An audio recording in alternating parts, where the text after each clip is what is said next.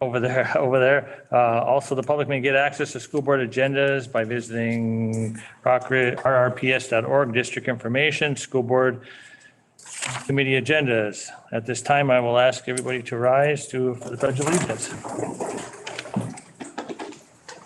I pledge allegiance to the flag of the United States of America and to the republic for which it stands, one nation, under God, indivisible, with liberty and justice for all. Let the record reflect that all board members are present, or no, let the record reflect that Stacy Sundquist, only member. Okay. Item 2, approve the agenda. Chair, I'll make a motion to approve the agenda as presented. Got a motion by Director Reardon and support by Director Tamero. Any discussion? All in favor, say aye. Aye. Opposed? Motion carries. Item 3, recognition of visitor input. We do have a gentleman that wants to speak. Tom Walton wants to speak. You can speak. Stand up and speak your name, please. My name is Tom Walton from Evelyn, Minnesota. I have a few things I'd like to go over. First, in reference to a letter that was dated June 11th, 2020, the school board. There's a few things in here that I find factually incorrect. I've provided you with a letter that I would like put into record for the correction of it. One,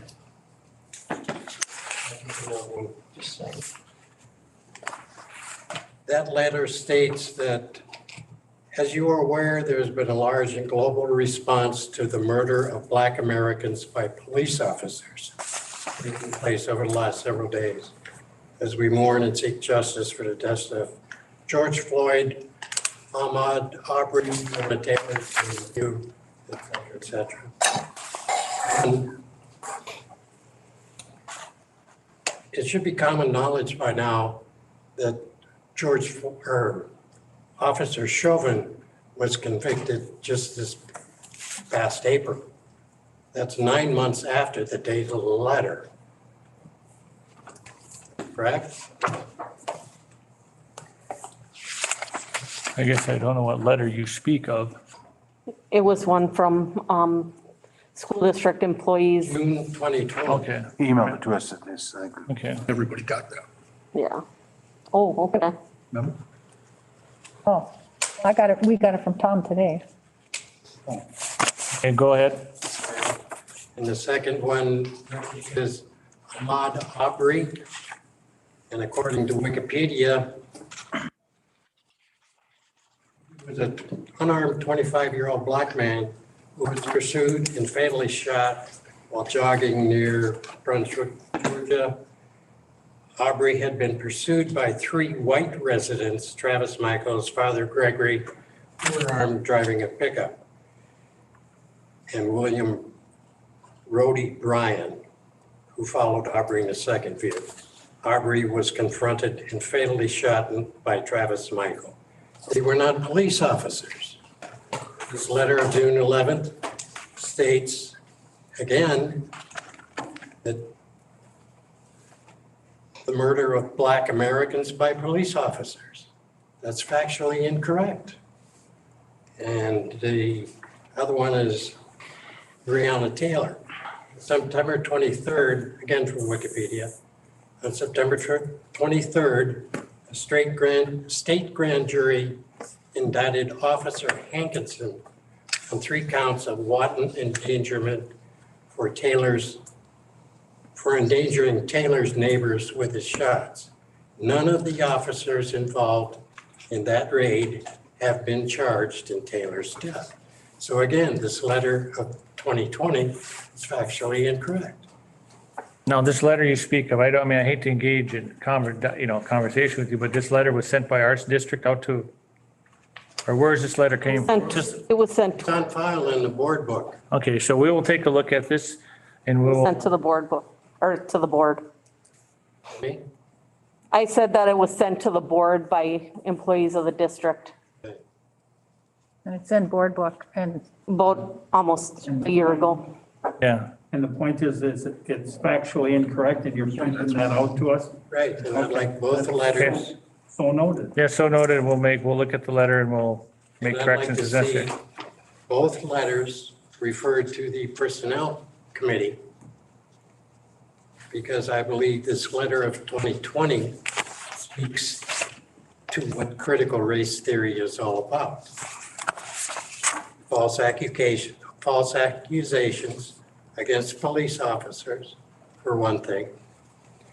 And this letter goes on to speak of our society is being traumatized by the systemic institutional racism that pervades the structures that govern and rule our citizenry. Okay. Okay. So noted, Tom. We'll look into this. Okay. And we'll make any corrections necessary. Okay. Okay. Thank you Do for I your, have some time left? no, in 2 minutes are up. Oh. Sorry. my friend. where'd you get the 2 minutes from? It's always been 2 minutes. Oh, 2 minutes. Thanks, Tom. Thanks for your time. check your policy. Well, and that's a good point, Director Sorkin, that, we do have a policy. And I think just make a statement, maybe bring it to the policy committee. I believe our policy says that we take visitor input for up to 2 minutes I think it's, on items. And I'm not sure on the 2 minutes, but on items that are on the agenda. And I'm glad we gave Mr. Walton time to say his piece, but that is our policy, and we routinely will let anyone from the public speak on any items, which I'm not criticizing at all. But if that's what our policy is going to be, we should change our policy, or we should abide by our policy. That's my only comment. I agree, we should be consistent. We've let other people talk off agenda item topics.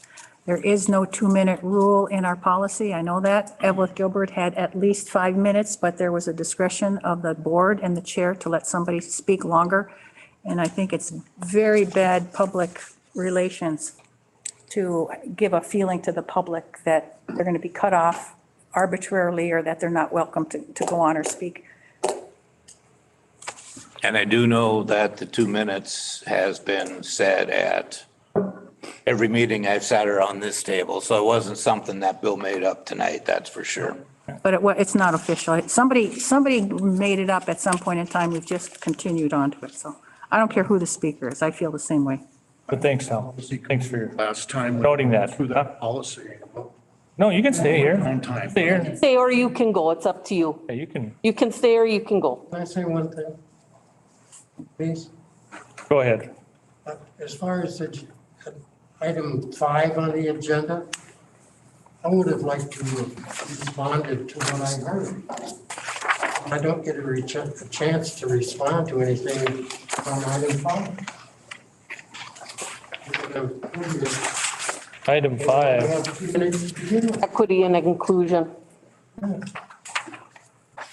So once you say that, I believe it is an item on the agenda that he addressed because that is what this letter that we got that he's addressing is all about, equity and inclusion.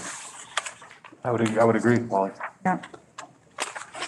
So it was properly addressed under visitor. We just need to be consistent and fair across the board to everybody. And as a member of the policy committee, I will take note that you would like to take a look. We'll make sure that everybody gets a copy Hey, what do you see on item 5? I got like 5 points. when they come. I also agree that that does fit what was on the agenda, and I should have looked at the agenda closer. And I see that as well. Item 2 would be 5.2. And I've spoke before about, sometimes it's not clear for people in the public how they go about speaking to us, if they do visitor input or if they can get on the actual agenda. So I had made a recommendation long ago about having some kind of a handout to provide people when they do have those questions, whether it's through email when they contact Noel and Stacy, the board chair, or, we have brochures on the table. I still think that's a good idea. So it explains better for, public people who are not at our regular meetings every week.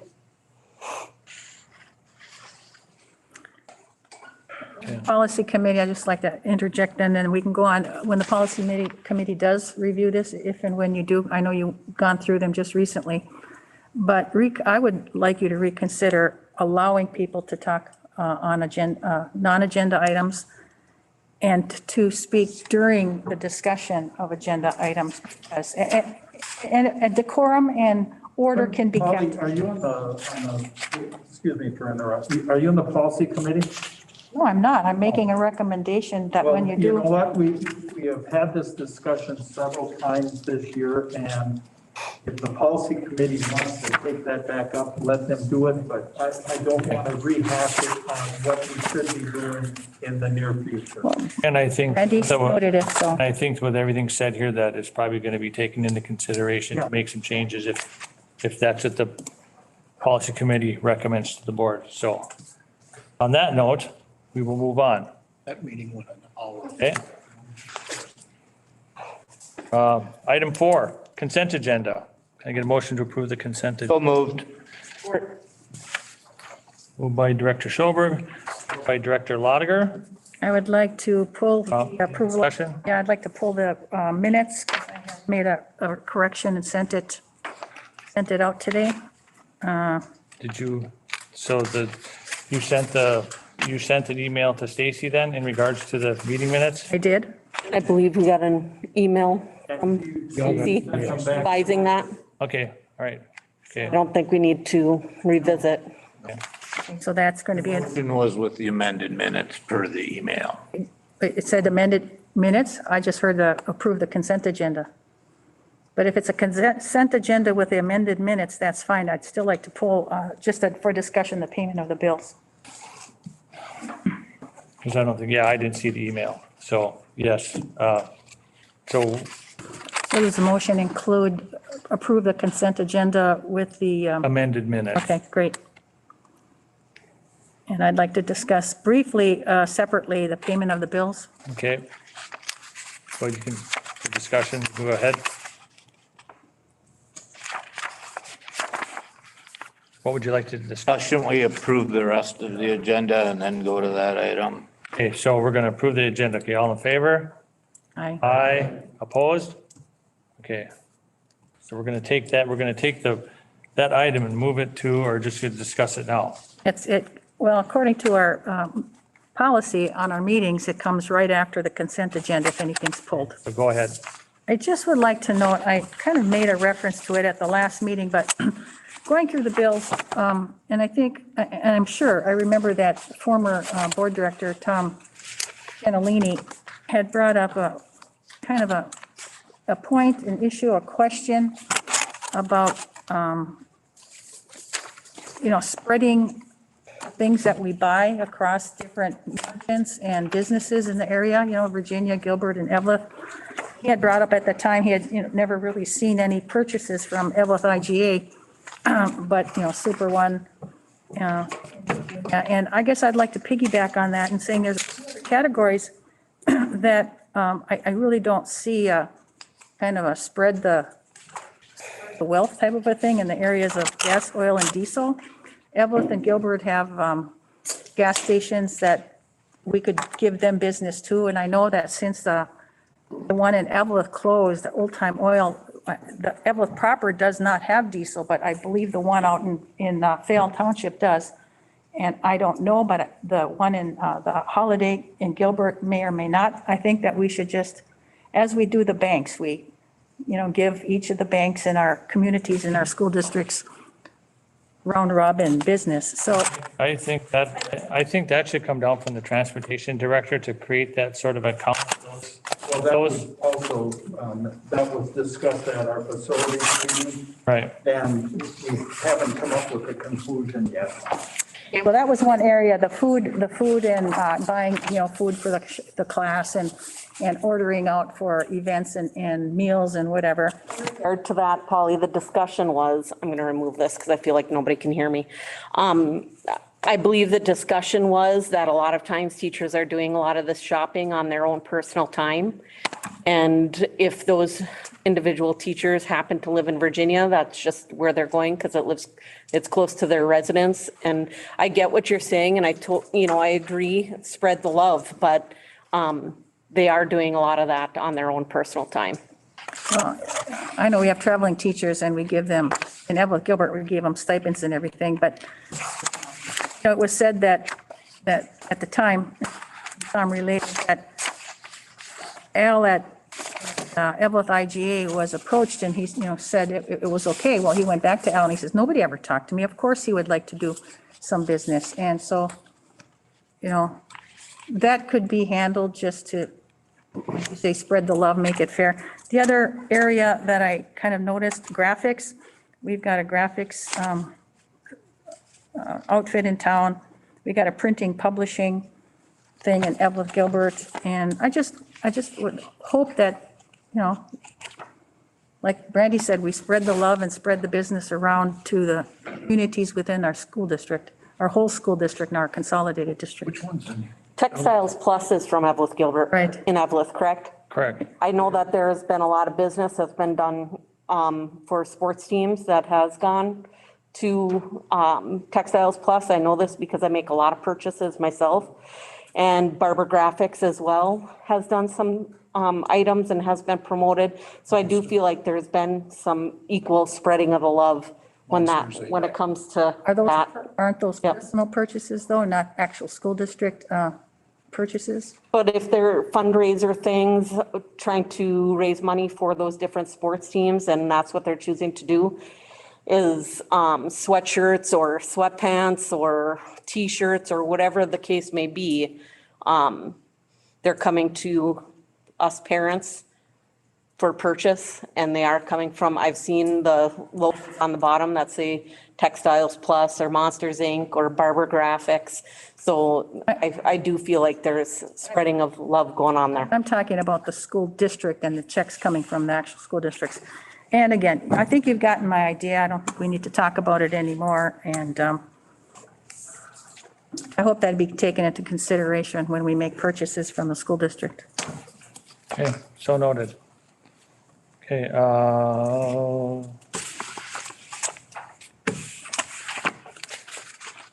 Approve the bills. what's that? Should We approve. should approve the bills now. I'd make a motion to approve the bills. Or Got a motion by Director Schoberg. By Director. Payment of the bills. Any discussion?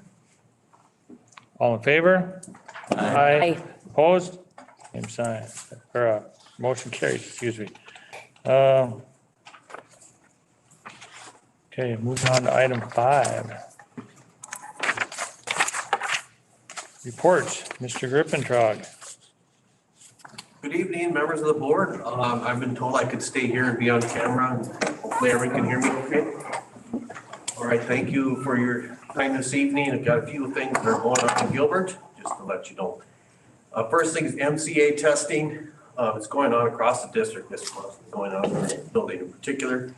I just want to take a second to recognize Tara Fierke, our Rock Ridge testing coordinator.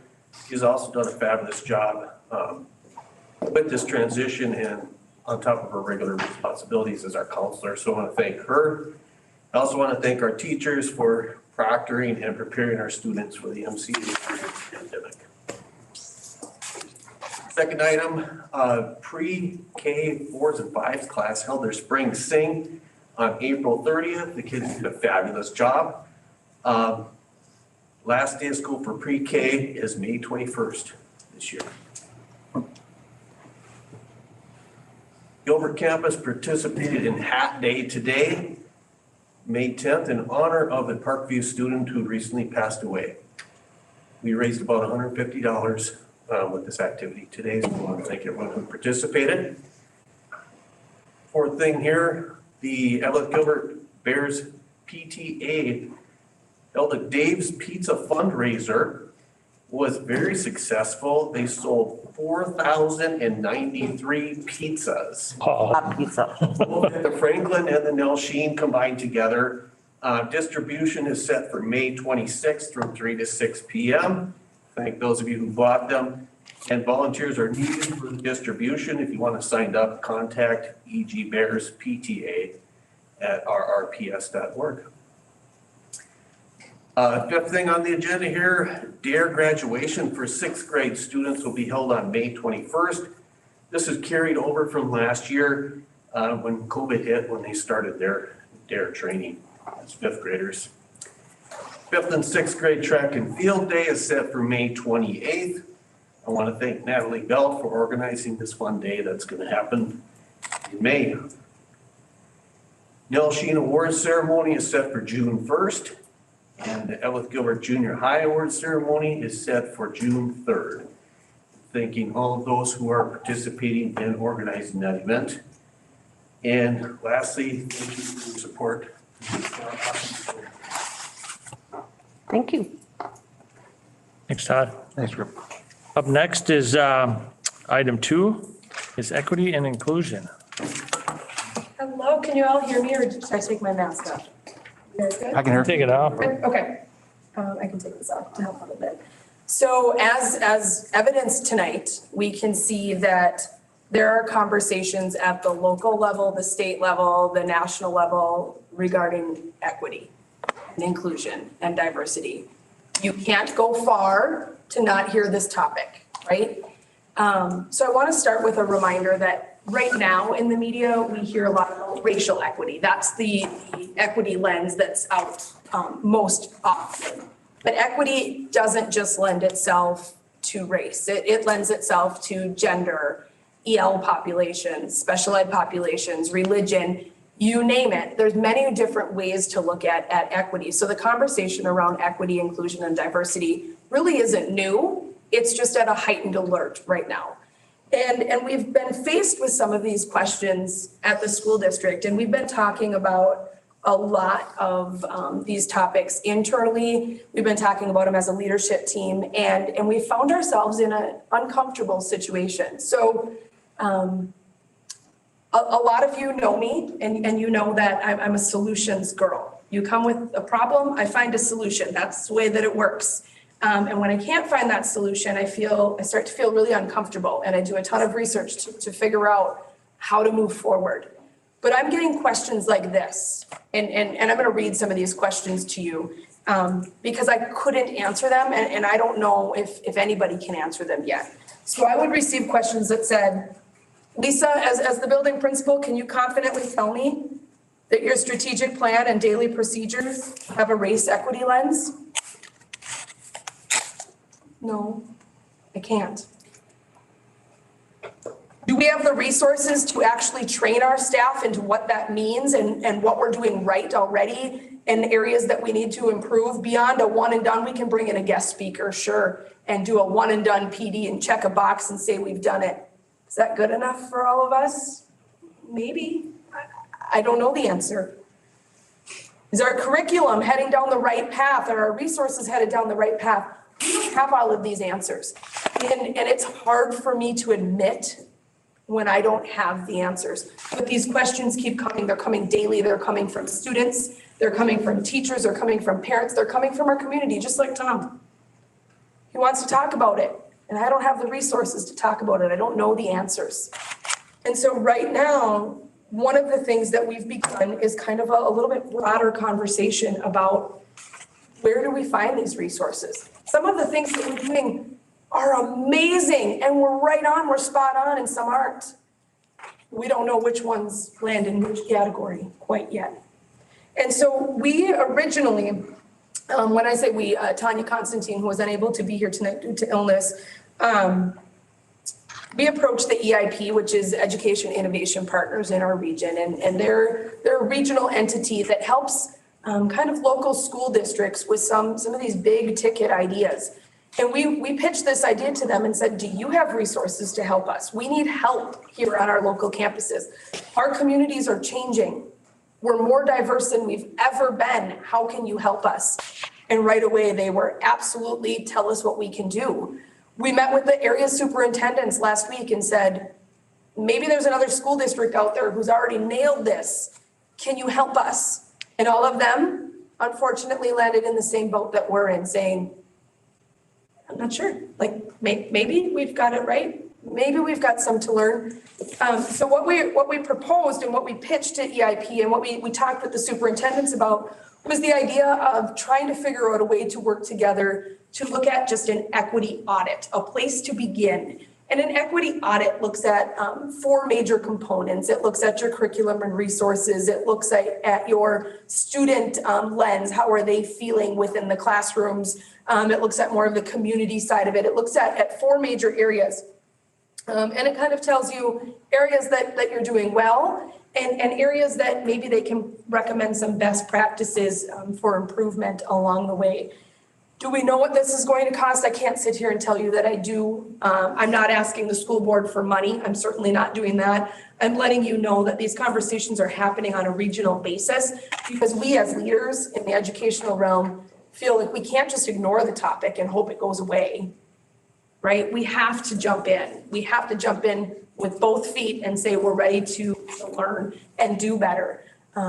Because that's our job. Our job is to always learn and do better. And so we brought this forward. We wanted to make sure that the school board was aware of the conversations that were happening, that these are important topics in our community, that we're prepared to take on some of these tough conversations as well. Just kind of FYI from our. Thank you. Thanks. Thank you. Thank you. Up next is 5.3, the superintendent to speak. Thank you, Mr. Chair. Members of the school board, just 3 updates for you tonight. One is, has to do with the Evelyn buildings, the old junior high and the technical building. The facilities committee did meet. They did look at what had come in relative offers to those 2. The committee is not making a recommendation to the larger school board because based upon the criteria that was set up with the original Evelyn Gilbert School Board and the city of Evelyn, you do not have a bona fide purchase offer. So there's nothing coming forward to you from the facilities committee as there is no bona fide purchase offer. So what you do with it, we don't have one right now. The properties are still listed for sale.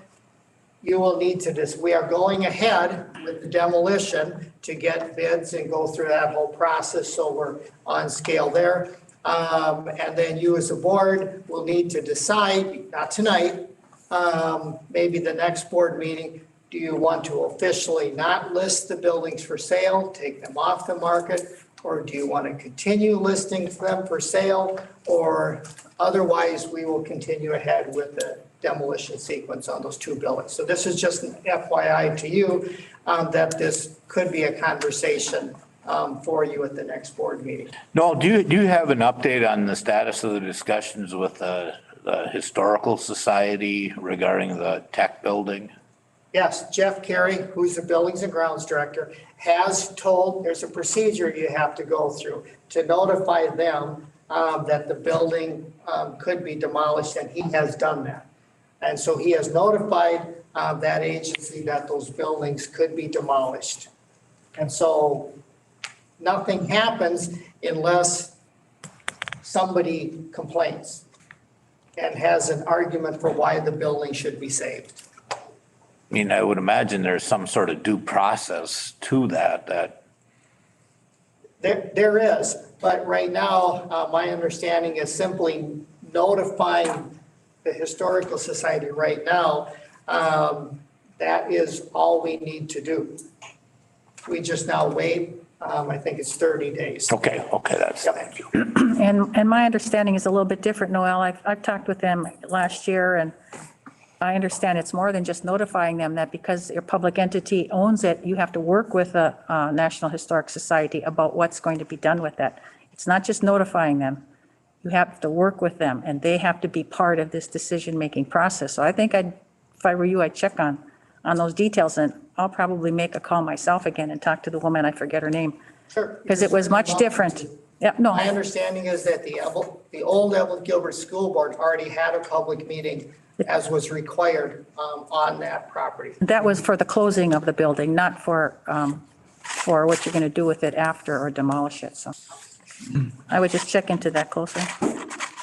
Well, could you have like legal counsel look into the steps that need to be taken for that? Yes, we can do Okay. that. Absolutely. And when you said there's no bona fide purchase offer, what, are you saying that the committee made that decision, that there's no bona fide offer? I am repeating what the committee did not have a recommendation. But you said there's no bona fide purchase offer. That's what the committee said, that they had. Now, you are the school board. The committee is simply saying they don't feel they have a bona fide purchase offer. However, you are the school board. You can do whatever you want.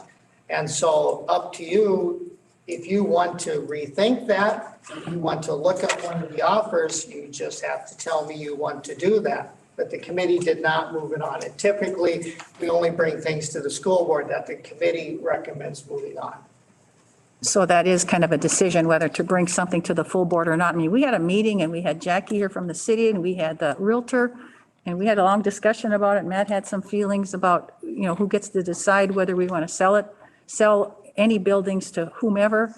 And that is a full board discussion and decision. So even for the full board to say if we've got a bona fide purchase offer or not, you can have a discussion. There was no recommendation from the committee, but then that is, I believe, a school board determination and not just, go ahead. I don't mean to interrupt. Yeah, but go ahead. I'm done. At that last meeting, I believe there was 6 things that we identified that needed to be done before it was going to be brought back to the full board. And if those 6 things were not done, it was not a bona fide offer. And so you made a list of criteria. No, we sat here and went through all of them together at a board meeting. I remember that meeting, yeah. Yeah. Well, And if those 6 things are not done, then it's not an offer. We said that during that meeting. yeah, I remember it a little differently, but it came right from the agreement that we have, that's listed in that agreement with the city of Evelyn. Right. Those 6 things needed to be done, or it wouldn't be a complete offer. Right, and so has the city been involved in their evaluation yet? Because that's part of the whole contract with the city too. That, I believe the city right of first refusal. did get it and said that there was 2 items missing. If I, Jeff Is that correct? Carey, your building contractor, did forward that to the city of Evelyn. And we are following the process that was in the agreement. Well, the rest of us got no communication of that.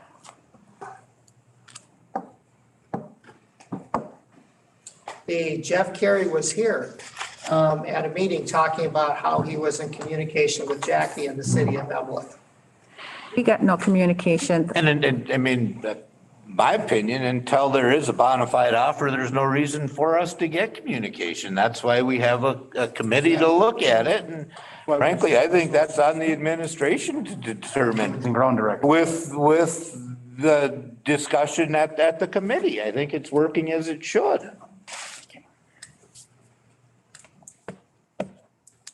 My opinion. Yes. I disagree. It's just my opinion that I think that's a full board decision, whether there's a right offer or not. And then are you saying then that probably at the next board meeting or special meeting, the board is going to discuss what to do or not to do to keep it open, to keep them for sale, or to go through with demolition? Because I know you're getting bids. The board has already told me what you want me to do. And I'm following through and doing that. And based upon what you told me, you do not have a bona fide purchase agreement. If you would like to change that, then you as a board you need to let me know that. The committee said that, no bond. No, the committee, I'm saying in a full board meeting, you told me that you wanted to only look at bona fide purchase agreements that had all of the criteria there. You don't have an offer that has all the criteria there. Therefore, we have not moved any of that to the full board. If you would like to change that, you have to let me know that as a board. And the three offers said they're not giving any more information. The information we have is what they're giving. So we're short two things. There's a list of six, like Murray said, and there's four things answered, two missing, and they're not giving any more information. That's it, right? And the other thing I would input on it is, if the city of Evelyn thought that any of these were a good offer, they would probably have said something.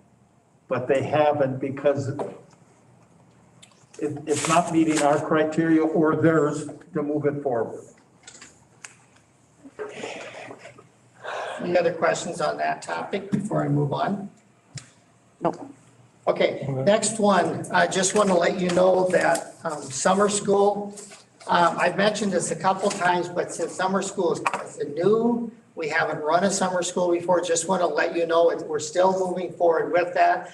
We are getting registrations from kids and parents who are interested in summer school. It will be held approximately shortly after when the regular school is over, and then it will be done before the 4th of July. How many students will be in summer school, we don't know, because the principals are still working with the parents to find out who's really going to be there and who's not going to be there. We will transport kids. If transportation is an issue, we'll have a site on the Evelyn Gilbert side, we'll have a site on the Virginia side, and we will have lunch available for the students in summer school. And there will be three main subjects that will be taught. Well, topics. One will be math or reading, primarily for the younger kids. For high school kids, it will be credit recovery for kids who need to pick up some credits. And credit recovery will be the main focus on the high school. So I just want to give you an update. It's still in the works. Any questions on summer school? Yes. Additions? I just wanted to add that right now, as of today, we have 231 students already committed. So it is very well received. Is that just on the Virginia side? No, that is a combo between Wow. Virginia, Evelyn, and Gilbert. That's a lot. This is registration school. What This is K-12, 231. When does it close? Yes, when does the registration close? It officially closed, but we're still working with parents on an individual basis for the ones who should be in summer school, and we really want them there. And this is a totally voluntary summer school for students. Completely voluntary, yes. And then the last one, I just want to give you a heads up on this. You've actually done quite a bit here in the last 8 months, so congratulations. There's more. So want to give you a heads up that now we need to start thinking about the next summer as far as what's going to happen. You don't need to make any decisions now. This is more just a preview, so you know it's coming. And so folks who are watching at home understand that what is going to be happening next summer. We will go through, not this summer, I'm talking about after the next school year. The new Evelyn Gilbert Elementary, Laurentian Elementary, will be completed. So what will happen sometime over the summer, we will need to move everything from the Franklin building, materials, supplies, over to the new Evelyn Elementary building. At the same time, we have the 5th and 6th graders at Nell Sheen who will need to go to the Laurentian Elementary, along with materials, supplies, things that teachers have. In addition to that, the 7th and 8th graders from the Evelyn Gilbert Junior High will be moving over to the Evelyn High School. And at the same time, the entire Roosevelt grades 3, 4, 5, 6 will be moving, vacating that building, and we'll have to move everything over to the Franklin building because that's where they will be. First of all, this will all work. This is really unusual for schools to have 3 buildings in motion at the same time. We will get it figured out. It will work. We'll work. We've already started talking a little bit. In calendar committee, it came up. And I know you have it later on the agenda to approve the calendar for next year. We want to start thinking about this and moving along so we don't do nothing. And then all of a sudden, the next summer is here, and all of a sudden, we're frantically trying to move 3 buildings around. So we will have some processes and procedures for the teachers who are moving can pack up and start discarding stuff that they don't need, because if you've been a teacher in a room for a large number of years, sometimes you might have some stuff that maybe should just get thrown out rather than taken to the new building. So we need to create a process for that, and we need to give them time to do that. And so we will create a process for that. We will, custodians will need to be helping us also, because we have a lot of desks and chairs that are moving in the, right after the school year is out and into the summer. Some of that we will start moving ahead of time so we can kind of get a handle on it. Some of it we just simply won't be able to move because kids are using them. And then we'll have to start moving them after the school year is over. The highest priority on the movement scale will be Roosevelt, because that building we want to vacate so they can go through and start taking care of what needs to be taken care of in the building for the demolition process to occur.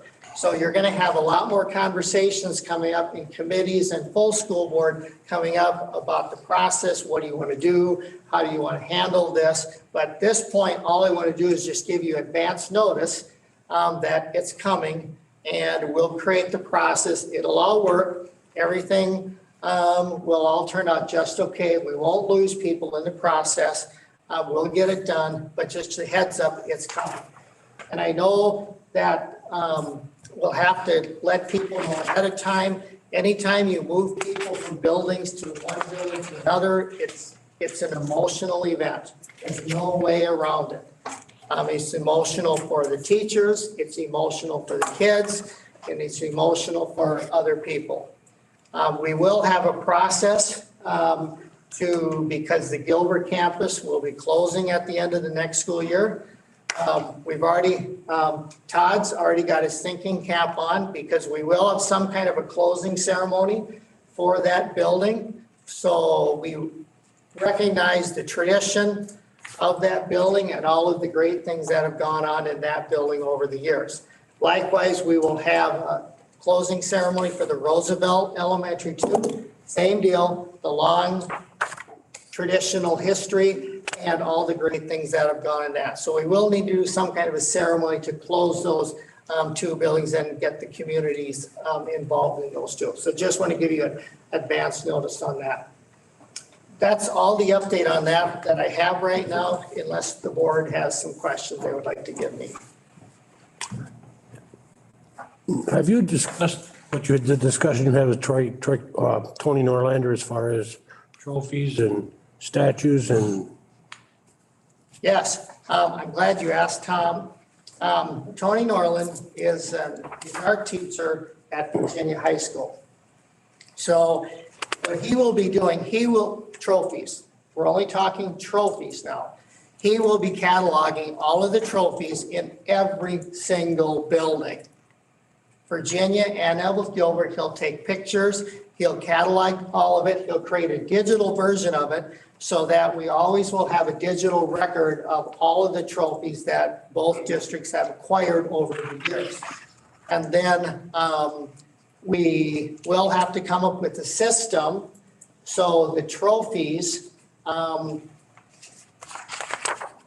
public will have an opportunity to try to acquire some of the trophies, because some trophies are meaningful. We simply do not have the space or the area to take all of these trophies into the new building.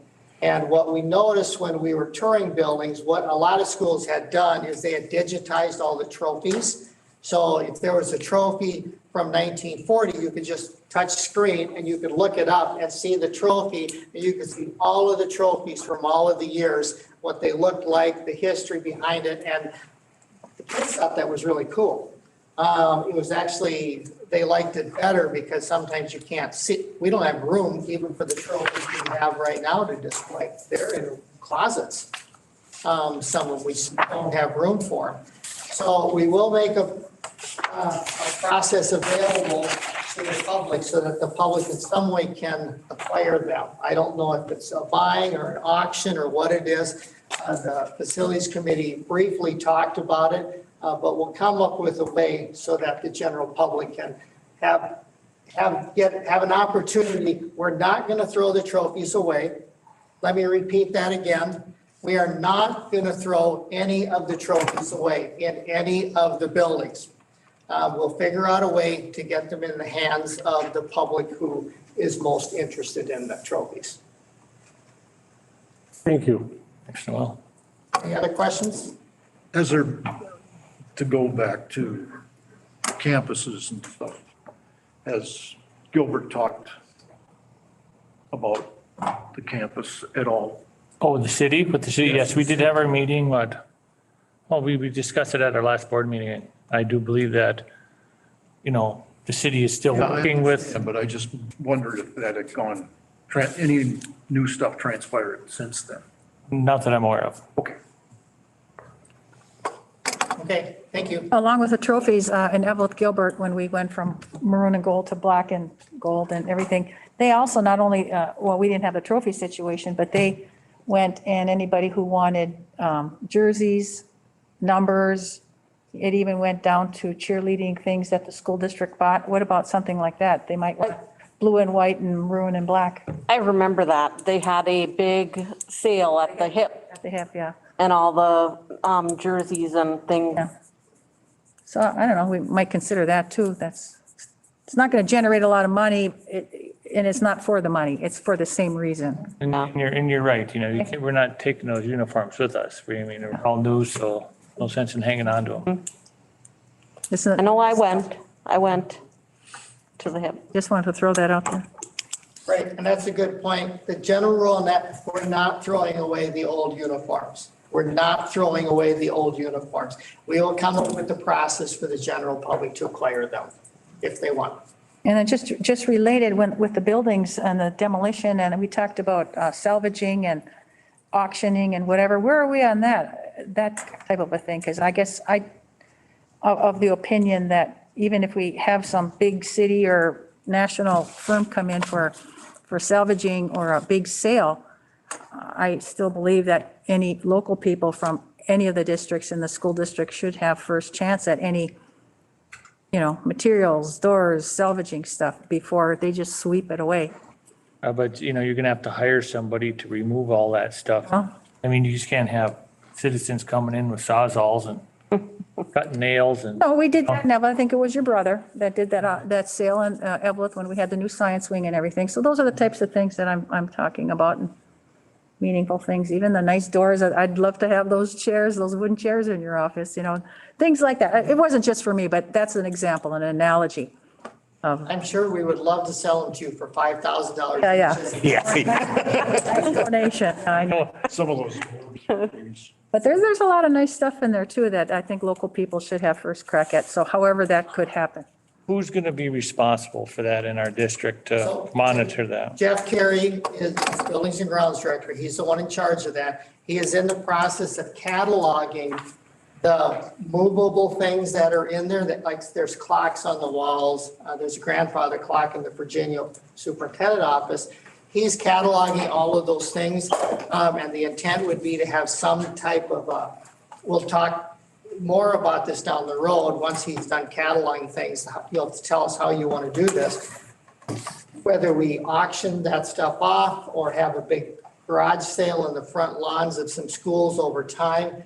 There's some older paintings that also that we need to do something with. So he's currently cataloging out. So when he's done cataloging, then we'll start more discussions about, then we'll know what the volume is. And then you'll have to tell us when it comes to stuff like trim, wood trim and all of that, it is not unusual for that to be part of the demolition bid. So the company who wins the bid, and you had a lot of interest on, you had like Pat Gallagher said 21 companies attended the initial meeting on the demo for the two Evelyn buildings. And so you could give a contract to someone who demos it, and then their job is to take all the woodwork out, whatever, radiators, whatever they want, or somebody else. It's simpler to do it with one company, and then they drop their bid lower because they know they can take some stuff out and sell it. But we're getting real close to the two Evelyn buildings, and so that inventory and that type of thing should be first on the list. And those, And the easy on those two buildings, there really is no inventory. They're empty and they've been abandoned, so they've already been what is left there is like the door trim and stuff like that. That is still there. and the doors are gone? Shelving? When I was in, there are some doors that are gone. I don't know where they went, but there's still some doors there too. There's a big picture up in the auditorium. Is that still on the wall? It was dedicated by a class in the teens. It's a great big black and white picture, things like that, because that's the last time I was in there. They got some nice library shelving in a closet with a nice library ladder that's on some rollers. And so there's some things in there. And I was thinking of doors and clocks, like you say. And usually whoever wins the demo bid will, unless you tell us differently, usually it's included in the demo bid and they take care of that. Oh, please look at that picture, because even that class that dedicated to, yeah, thank you. And just for clarification, so the demo company gets awarded, they come in and take all that stuff out and then put it up for sale to kind of, or what do they do? I mean, I was kind of like, well, usually they come in just to crush everything. It's up to them. If you sell the building to them for demo and it's literally everything from wall to wall, they'll do whatever they want with it. Okay, If it's worth something, they're going to pull it out and sell it to someone else. Is there any marble left there's marble left in those buildings I too? think we're digressing from yeah, till summer building moves. Yeah. Thank you. okay, Yep. All right, thank you. thank you. Item 6, approval of the revised school board committee roster of 2021. Can I get a motion to approve that? So moved. What was changed? I was looking Thank at, you. Thank I didn't know what was changed. They took me off of the negotiating committee. That was the only change. And I was interested in knowing the reason for that. For AFSMI?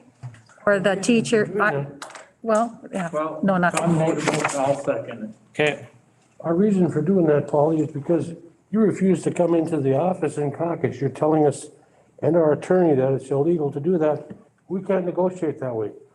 Meetings we had, you walked away when we went to caucus, went somewhere. Well, and I said that if it can be documented that the law allows that, I would absolutely do it. But until that was the case, it was kind of up in the air. And I never got that kind of documentation that that's allowed. So, and I'll tell you what, Jeff, Documentation? yeah, Our superintendent told us, he told the entire group, it's perfectly legal. I've checked with our attorney. We have to have the attorney write us a letter for everything that happens.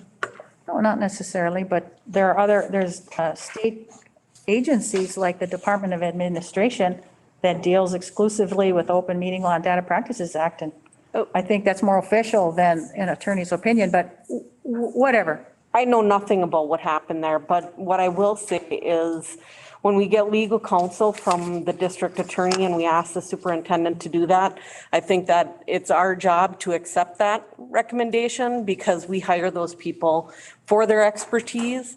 And so if that's, what was said, then that's what was said, and you shouldn't have to postpone or delay meetings or anything like that because what you believe to be true wasn't what the attorney had told Noel. That meeting needs to go on. We have business to do. And on the other hand, this came from Jeff Carey, and he said he had gotten instruction that was not allowable. And then when we had the Evelyn Gilbert board, and he said, we can't go back in caucus. So there's another reason that there are two interpretations. And whether I wish he were here, I would ask him whether he had legal opinion or what.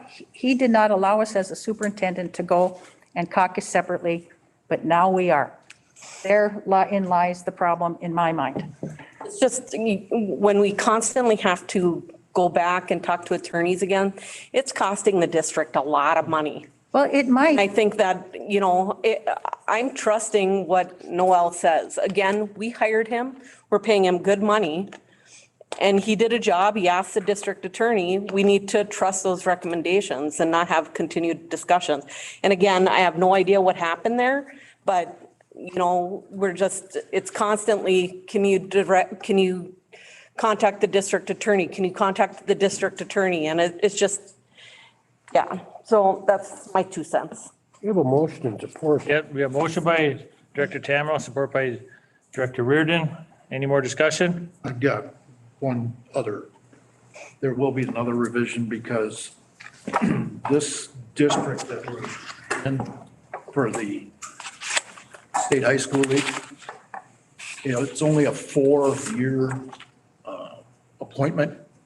And that's moved to, now it's moved over to Deer Rivers sub-district. I mean, we're in this region, 7A, but there's 5 different sub-districts. There's 25, 27, 28, 26. Murray?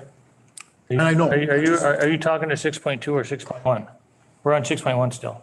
I know that. Okay, good. I just checking. I'm on that Minnesota State High School League committee. Oh, okay, all right. Rep. I'll be done the 3rd of June. And then we won't have any say, this district won't have any say in it because they only have one school board member on it throughout the whole region. Okay. So we'll have to make another change down the road. Well, we'll find something for you to do if that's what you're worried about. No, don't worry about that. Okay, so on 6.1, discussion has been had already. All in favor? Aye. Opposed? abstain.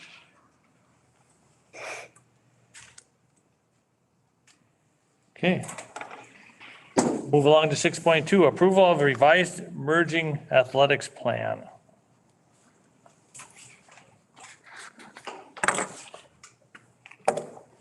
Okay, can I get a motion to approve the revised athletic plan? So moved. Moved by Director. Support. Director Anderson. Support by Director Yuhan. Any discussion? I would Yeah. like to hear from JoJo and Matt and those on the committee. I think I'm with Brandy. If Josh and JoJo can, in this forum, lead the discussion just as they did in our activities committee meeting last week, I think it was. Josh, why don't you start and just give a rundown, starting what's already combined, and then we can get to the changes. Sure can. Can you guys hear me okay? Yep. And just a side note for you, for the board, about the uniforms, that was already in the plan. We are planning a major garage sale at the end of next year to sell all the Evelyn Gilbert, Virginia uniforms, band, palms, cheer, you name it. And we're trying to connect it with the same time as the Land of the Loon, so we have more people in town for it. So, and all that money would be going to the next purchases of the Rock Ridge uniforms. So that's already in the plan, just to update you on that. Good idea. Yeah. So just a quick update where we're at. I mean, what's already combined is where we're at right now. We already have junior high football combined, boys swimming, girls golf, boys tennis, boys and girls track's been combined already, speech and one act play. Have already had successful seasons, and some are having really successful springs like track and tennis for the first time, and girls golf. Things are going well there for their combined sports. And next fall, football will be combined. All football, all boys and girls cross country will be combined starting in the fall. And girls swim will be combined. And then junior high volleyball will be also combined in the fall. So I am going to skip down to spring for everyone. So next spring, a year from now, spring of 22. Junior high softball, grades 7 and 8 will be together. Junior high baseball, grades 7 and 8 will also be together. And then boys golf, 7th through 12th will also be together playing as Rock Ridge. And like Josh mentioned, the only other sports are girls golf, which they are combined this year already, And then girls and boys track was already done last year, and boys tennis. So, and then on to next winter, 21-22. We again, like we said, all junior high sports are going together. So junior high girls and boys basketball, grades 7 and 8, will be together this coming winter, 21 and 22. And then the two changes that stick out that are different than you approved at, I forget when the last meeting we had approved some additions to or edits to the plan. We're dealing with names and then boys hockey. So the activities committee of the school board and both activities directors they are recommending that boys hockey enters a co-op for this coming winter season 21-22. And then the next one would be the activities committee board of the school board and both our activities directors also recommend that the sports such as girls hockey, wrestling, and boys and girls alpine ski, which are already in existing co-ops before the collaboration and consolidation came. We just want them to be using the Rock Ridge Wolverines official team names. So those would be the two items that would be in addition to the last meeting when we spoke. Anything else, Josh? Nope, it just would require some more uniforms being purchased with those new team names, but we're already working on that, so. Yeah. We just want you to approve those two, I guess, changes to the plan.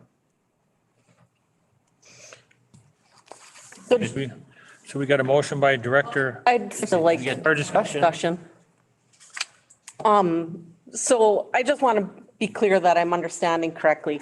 So are the majority, because I looked over it, I looked over the email we got about the merging plan. So are the majority of the varsity and the JV sports not consolidating until the fall of 2022? Is that what I'm understanding, except for hockey? No, Hockey is being recommended.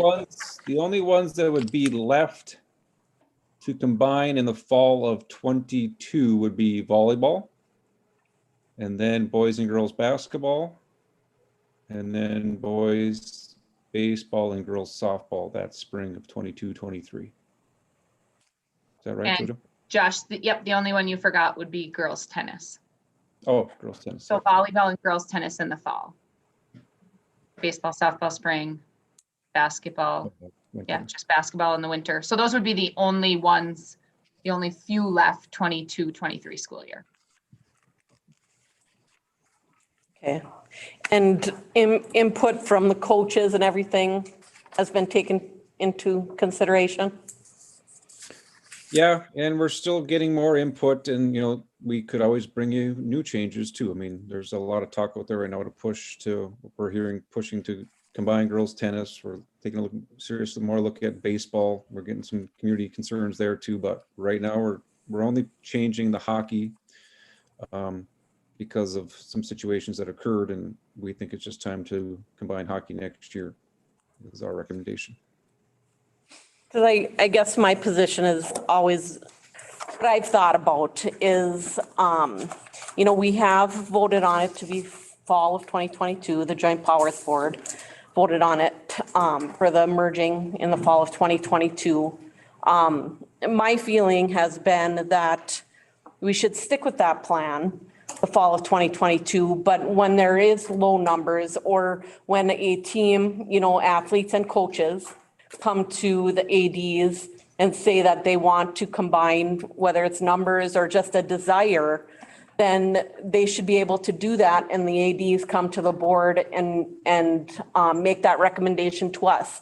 That seemed to be what happened with boys swimming. I think it was boys swimming, and I think that's a good way to go about doing it. Isn't that? That's what we're doing. Yeah, It's just what hockey. happened here. So I am correct, it's just hockey. Correct. Just hockey. And we don't have great numbers depending on who you talk to. If you look at our numbers we brought to the activities committee when they requested them, Evelyn Gilbert has 3 10th graders, 5 11th, and 8 seniors, and Virginia has 11, 5, and 9 seniors. So after those seniors, the class of 17 combined, the 8 and the 9, there's 8 and 16, 24 left. And then there's a handful of kids from Mesabi East and 2 from Cherry. I believe only one Cherry kid was a senior. Okay, that's why I asked for clarification, because I know there's been a lot of discussion about it and a lot of people upset and a lot of people that are really happy about it and supportive about it. So I just wanted to clarify. And to, can I? Yep. Or, Yep, and I'm to Brandy's point, and maybe to refresh everyone on, we had an activities committee meeting back in March. At that time, there was a discussion about combining everything beginning next year. We asked the respective ADs to look into what issues that might create and to come back to the activities committee with a recommendation. We had that meeting, I think it was April 26th. April 26th, thank you.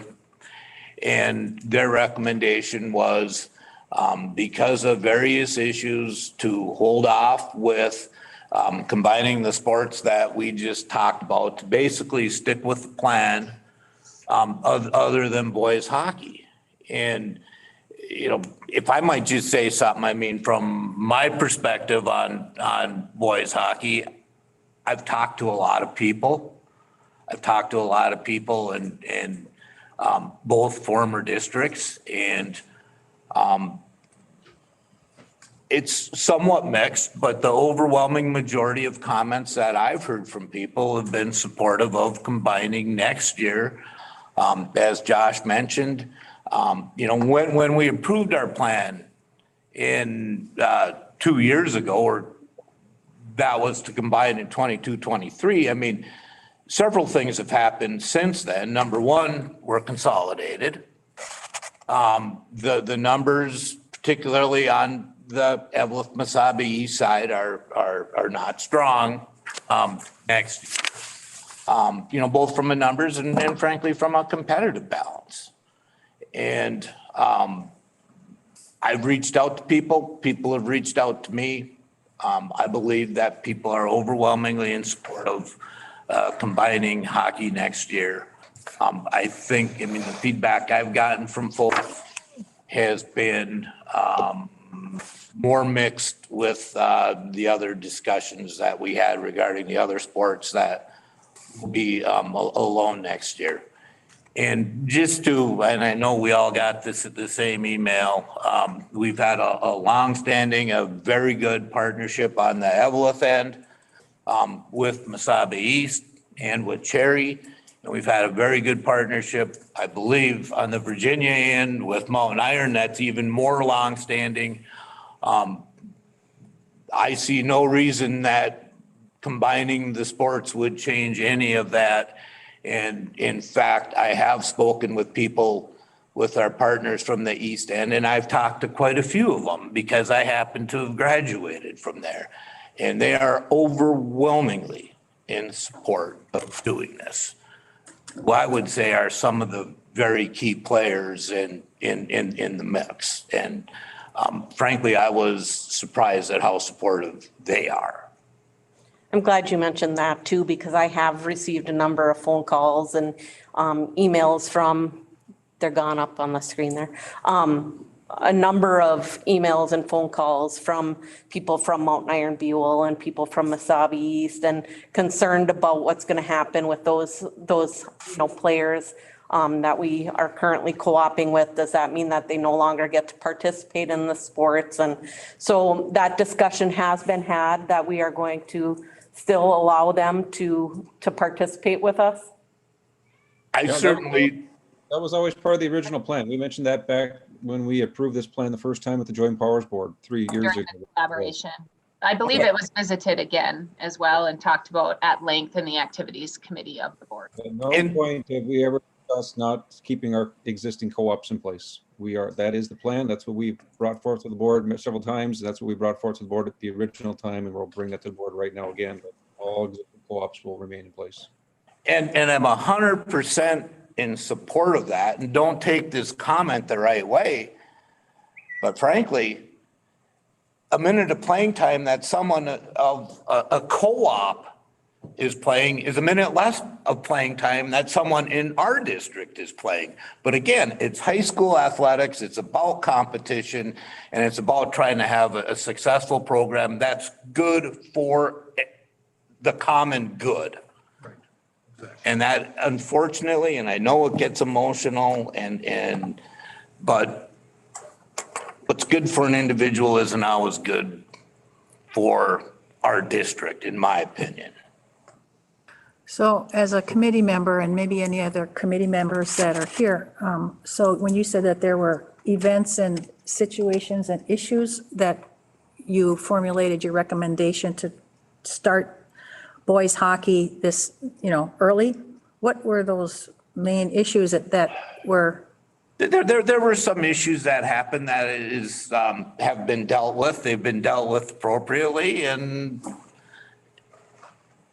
I mean, is it because we lost one coach? Was that part of the no, decision? not at all. Oh, okay. I mean, because we have one less coach, that is a reality. And so I just wondered, you made a recommendation. I'm just trying to understand the rationale behind that recommendation. And keeping in mind, in the end, it's all what's best for kids. And so to me, what's best for kids here? What's best for the players, the athletes in that particular sport? And for the same reasons as the other sports. I mean, I don't follow the sports very as closely as other things, but are you saying that a part of your recommendation is that there's not enough numbers to keep hockey separate next year as far as players and teams? Well, that was from the athletic directors. Just asking. Yeah, well, that goes into it. I mean, honestly, I don't think it'd be touch and go, I believe, if Evelyn could field a JV hockey team next year. How about the varsity one? Varsity, I mean. Well, it could use eighth graders like some other schools do around here. We always did, yeah, but we've got to vote on this as a board. I want to understand the reason, the rationale, and the recommendation, and those are my questions. Numbers, what's good for the kids? Is it because, it's like attrition, it's like when losing a teacher or administrator. Sometimes somebody leaves or retires and you say, well, let's see, maybe we don't need that person to replace that person. Those are bona fide questions and situations. Oh, you were going to say, Murray? If you can't play at JV, where are those eighth graders and ninth graders that are on? Now you're going to throw them into the varsity competition. And I don't know if there aren't many eighth graders around that can take the beating of a varsity. They're giving up 100 pounds or 125 pounds or they're greater than their ability, and that's where people get hurt. And it's so much better if they can play at the level they're. Play at their grade level. You know what? I just have to disagree. I'll say this and then I'll be done with I don't accept that because JoJo, you were a star athlete. You were playing when you were in the 7th grade. Leslie Cook, Jenny Colosmo, my daughter, they were moved up from 7th and 8th grade and they played those sports. So I don't necessarily buy that as just a blanket statement. Maybe hockey and football are exceptional and are ready to participate as 7th or 8th graders, but the vast majority are not. You're right, but that's just the rationale. So I just wanted to clarify that. Particularly in boys' contact sports. And we had the Dougie Palazaris that were like this. And so, I just don't swallow that whole thing, okay? Holly, I don't let's think just- any of those guys were probably playing till 10th grade. At Evelyn Gilbert, we don't have 9th graders even on the varsity or JV. They play bantam. So we have 10th, 11th, and 12th in hockey. We're talking about hockey, that's fine, but you've got exceptional ones and you got small ones like Dougie Palazaris. But anyhow, whatever, let's just move on. Anyways, I again want to thank you for clarifying about the Mountain Iron Buell, Cherry, and Wasabi East, because like I said, I have gotten some calls and I hope that this eases some of those parents and athletes and whatever's worries. So thank you again. All right, thank you, guys. So on 6.2, we have a motion by Director Anderson, support with Director Yuhan. All in favor, say aye. Aye. Opposed? No. Motion passes.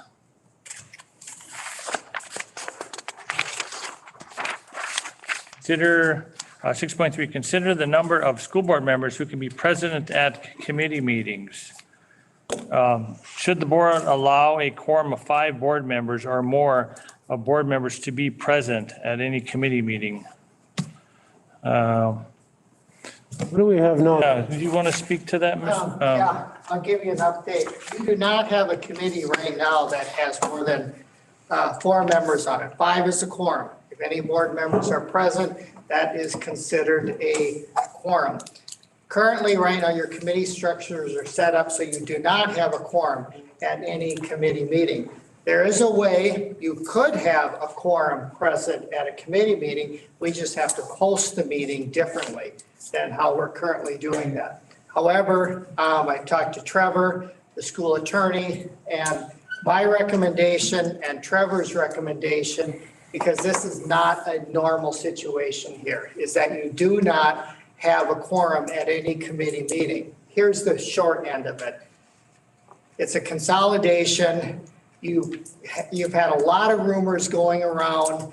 You had rumors going around about that the new elementary school, there weren't going to be any books in it. You had a rumor going around that the new high school was a bait and switch. It was somehow going to be magically transported and built in Britt. You had taxpayers who were convinced that you were misusing taxpayer dollars and using that for publication, advocating for certain things. A 3-panel judge said no. Except for, they said the 9 of the exhibits, 9 or 10, I can't remember which, that were presented, the school had correctly used the taxpayer funds. There was one they said was incidental that actually Kraus Anderson produced, but you've had so many rumors and so much things starting up. My viewpoint, why would you position yourself to leave yourself open to have the public wondering, there's a quorum there. What decisions are they making? Are they doing something behind my back? Are they making decisions that I don't know about? It's up to you. You're the board. Why would you let yourself open to that for more rumors from the general public? And Trevor, your school attorney, also has recommended, he understands your situation. He's also recommending that you do not have a quorum present at committee meetings. So that's why this is on the agenda, for you to tell me how you would like your committee meetings to go. Mr. Chair, Go ahead. myself personally, in a couple of years, we're going to be a board of 7, so we won't be able to be any bigger than 3 on committee. Correct. 4. Well, 3 for a quorum, yeah. Yeah, you're right. Myself, I would like to have committee meetings only attended by committee members. Then we report back to the school board. It's just like the ones that I don't sit on, I don't go to, because I expect my fellow board members to make a decision and make a recommendation, and I think that's how we should go forward. And I agree. Same for me. Mr. Chair, I'd like to make a motion that we use the committee member numbers that we have on our new committee roster. And no more.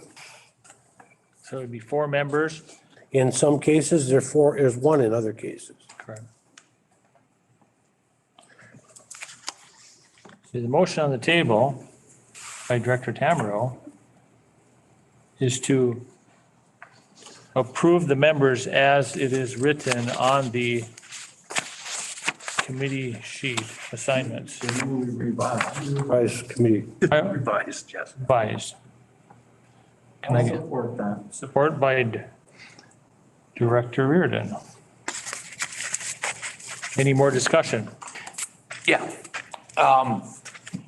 And I am going to support the motion, but I just want to say it. I mean, these are public meetings, the committee meetings are public meetings, and it is a little bit kind of odd where everyone but 4 or 5 of us can attend a meeting in the world. So it just strikes me a little odd, but I hear what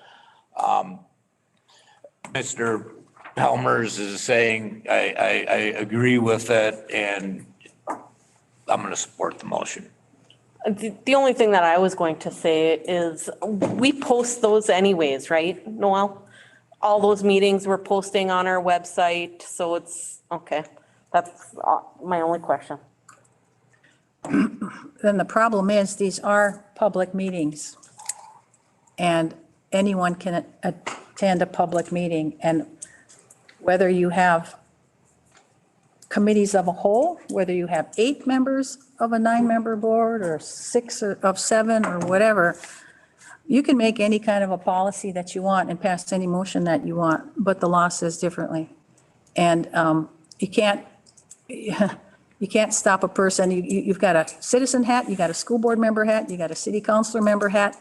And it's just, I think it's ridiculous to say, and as Trevor said, the reason in his, and I don't even know why this is confidential. There's nothing confidential in his thing. All he's talking about is how he interprets the open meeting law. And so I think his letter should be made public because there's no reason for confidentiality.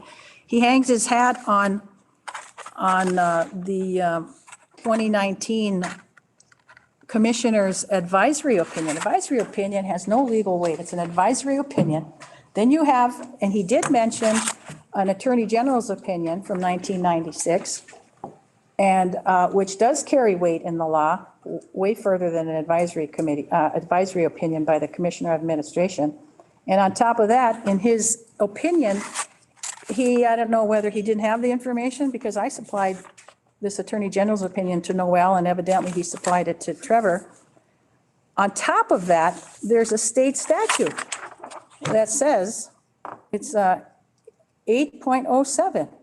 It says, on all school matters, such opinions, Attorney General opinion, such opinion shall be decisive until the question involved shall be decided otherwise by a court of competent jurisdiction.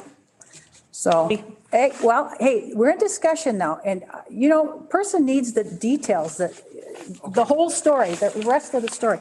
So all I'm saying is, you can pass this, but it's not going to hold legal weight, and I will still attend the meetings because I want to be an informed board member. It was because of my presence at a meeting that this is all happening, and that they shut down the meeting. And I think if the school district doesn't, I will initiate an advisory opinion from the Department of Administration on this very issue. And so all of these laws and Nice to see you can statutes. threaten us. No, no. Let me just say this. We need the record to be set straight. Let me make a comment and let me ask a question. So the comment is, you're proving my point of the discussion I had earlier about the amount of money that we are spending on attorney's fees for having to go back to question because you're questioning the attorney that we've hired for our district to represent us, who's educated in the law. Okay, so that's my comment is we're spending 5 minutes on this discussion when we've got an answer from an attorney who's been educated in the law. Number 2, are you willing to shut down a school board committee meeting just to make a point that you're going to be at that meeting? I didn't shut it down. Your superintendent shut it down. But you know what is going to happen. You know that if you attend a meeting and there's a quorum there because you're there, you know that they're going to have to shut down the meeting. So are you willing to do that? Is that what you would like to do? I mean, just a question. You're willing to do that? What I am willing to do and want to do is I want accountability. I want the public and public education. I want open meetings. I want open discussion, whatever the law provides, that's what I want. And the law provides this openness. And I want to be a fully informed board member. So I sit in on as many committee meetings as I can. So because so much detail is at committee meetings, when it comes to the board for a vote, I want to know as much as I can about it. We have a board member code of ethics. We're supposed to be fully as much informed And we're supposed before to a vote. support the board. And the Our people we motion- hire, Our board of and that's people we hire in our district to advise us. So again, Polly, That advice is are not. you willing to shut down a committee meeting? It's not. Because you're there for, It's me saying this is what the law says, and if you disagree, then I guess there's You're not to be, we're going by what the attorney said. and well, I mean, your law is not law, you know, We you're, have 4 members on a committee and she shows up, we're gonna have to shut it down. correct. Brandy's asking her, will she do that? And she is saying, yes, she will. We'll have to take this matter up. I have one question. And spend more money on an attorney to ask the attorney that question. I have one question.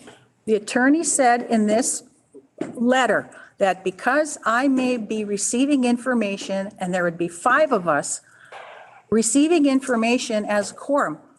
If I'm sitting there and receiving information, or if somebody audio tapes it, or it's videotaped or something, and what if I was zooming in on that committee meeting? If you, and you should, and you could have a Zoom meeting, just like we have these meetings. What if I'm sitting and zooming in on that committee meeting? I'm still receiving the information. His premise is wrong, and I think we need an opinion. I think the school district should get more than an attorney's opinion and ask for an Office of Administration opinion, because it costs nothing. And that's why I was told today by Terry at MSBA, there's another school district that's having the same problem, and it really should be resolved. And it's not our neighbors to the north. It's a totally same situation about committee meetings and quorums. So it's not answered, and he said, and we talked about the differencing of opinions. So there are plenty other attorneys that believe as I do, and it sounds like Terry from the MSBA concurs. And so Okay. I'm sorry. you can make your, And they can't provide legal advice. I never said that, and of course they can't. Of course they can't. Again, Okay. I asked Noel if all of our committee meetings are posted. He said they are posted on our website, so it's an open meeting. It is public. So you insinuating that I want open meetings and I want them to be public, and that insinuates that we're having closed door meetings. And I think, Oh, no, don't put words in my mouth. It's an open meeting, and I have a citizen hat, and I have a. my opinion. Well, that's your opinion. I'm telling you, that was not my intention. You interpreted my thing wrong. Yep, everybody gets. You know what? Anyway, so. What it comes down to is any one of us sitting in that committee meeting, we're not gonna be able to keep our mouths shut if there's something we don't like, and that violates the open meeting law, even if you're just sitting there. That's right, and that's the Stillwater 2019 opinion from the department. But the Attorney General's opinion said you can have a quorum there as long as the quorum, the 5th person or the 4th person does not participate. You can sit there, and that's the Attorney General saying that. That to me is the legal, until a court changes it. So I believe Trevor is wrong, and I want to be an informed board member and go to committee We ought meetings. to have someone on every committee take notes, so when they're done, they can give you a call. Well, no, that's not an open meeting. And Let's just move on. let's move on. Got a motion by Director Tamero, support by Director Reardon. Discussion has been had. All in favor, say aye. I Opposed? No. Motion passes. 6.4, consider approval of proposed 2021 and 2022 Rock Ridge Public Schools calendar. Can I get a motion for that? Make a motion. Motion by Director Tamero. Support by Director Anderson.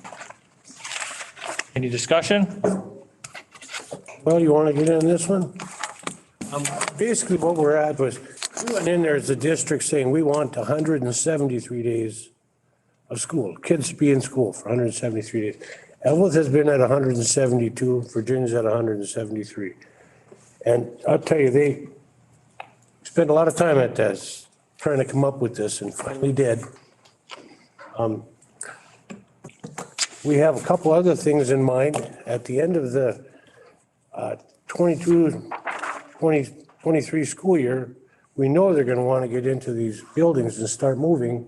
So one of the things they were asking was that one early out Wednesday every month, the teachers involved in this, the 3 through 6, or anyone that's moving, would have that time to pack next school year. That was one of the options we talked about. I've told him over and over, we really want to stick with 173 days, so. What committee discussed this with? What do you mean? Well, you said we discussed, we were talking about, they wanted this and we wanted that, and we had No, we discussion. discussed it as a committee. Which committee? I don't know. Which committee? It's calendar committee. Board members on this calendar committee? It's something that's been done for years and years in Virginia without a committee at all. Well, I'm just wondering who discussed what with whom? I can address that. Blame me. Typically, the calendar has been come up by the superintendent, has just done it and shown different versions to different people. So I like to get someone from AFSCME there. I like to get someone from the teachers union there. And one person, it's not a official school board committee. And then one school board member to show up. So Stacy is the school board chair. And I said, Stacy, what board member do you want to just be there? She said, Tom. And so that's why Tom got there. It was not an official school board committee. And so we met 2 or 3 times, talked about different options. And so what you see in front of you was the consensus between reps from the teachers, AFSCME, the principals group was there, there's one school board member was there. So this merged the 2 calendars together into one calendar. So whether you're Evelyn Gilbert High School or Virginia High School, the same calendar should apply, and the elementary school. So that's what you're seeing in front of And you. that happens every year, and there's statutory language about the calendar, and if you can't agree, then you default to the statutory one. And when I got this, I assumed that, yes, the teachers agreed to this calendar, because if you don't agree, then you default to something else. And I just thought it was cut and dried. But Tom, when you're talking about meeting and we want this and they always want that, and they have 72 and we have 73, I'm just wondering, wow, when did all this discussion happen? Because board members were never. Compromised, and we had representation. Just from asking what Evelyn, happened. Gilbert, Virginia, and it was just to make a calendar. It was simple. I know, but Evelyn Gilbert never did it that way. Maybe Virginia did. You know, we've got a lot of things to understand about how each other has done things. So I just was. Every school district that I've ever been in has had input from the staff on the calendar. Absolutely. They've been presented usually two different calendars, and it's with different days off, and teachers get to provide input, and it sounds like that is what happened in this situation. In addition to that, before we even got into this consolidated district, both districts exchanged calendars and tried to get them as common as they could. So this is really nothing new, except that we're now Rock Ridge. You're right. That's exactly how it was, because we had shared classes. I just wondered if there was some committee, and because Tom said he was involved in discussions, that's all. Okay, on 6.4, any more discussion? All in favor? Aye. Opposed? Motion carries unanimously. Item number 7, unfinished business. Is there any unfinished business that we know of? I keep asking about insurance bids and going out for bids and quotes again for our buildings and our Are liability. you asking, Spencer? She's been talking at the beginning, and I can answer that. Okay. We talked about it at the committee meeting, and with buildings, he has a building policy going on right now. Our insurance agent has a building policy that is through our construction process, so it isn't the right time to go out for bids. Once the construction project is over, we'd be willing to look out bids, but at this time, we're not doing that. Okay, now, see, that's perfect information. I wouldn't even have to ask that question if I knew that. Those are the types of questions as a school board member, I think are bona fide. And although he's got, or whoever it is, has a building contract, we are mandated by law every so many years to go out for these bids. And so we have to follow those guidelines too. Construction's not going to be over until, about 3 years completely. And so are we going to be following those guidelines? And that's all with mechanics liens and stuff like that. I mean, you see, well, if you were to switch midstream, one insurance agent would say, no, the mechanics lien was on their coverage, not our coverage. You have to stay consistent throughout the process, throughout the building process. I'm just saying, is it allowed by our other obligations for statutory bids and quotes? It's only so there aren't developed monopolies and people getting the same business. It's the open bidding process. The other thing is, We had a study on attendance boundary study, and when is that coming to the board for any decision, action, further discussion? That's unfinished business. Didn't we have the attendance boundaries, isn't? Never had any kind of a decision or vote or, Noel said at the last meeting, this is just informational, I'm not expecting you to take any action on it, but that's still outstanding business too. It'll be on your next school board agenda. All righty, moving along. Item 8, meeting announcements. Our next regular school board meeting will be on May 24th, 2021 at 6 o'clock in the Spectrum Health Building. That's all I got.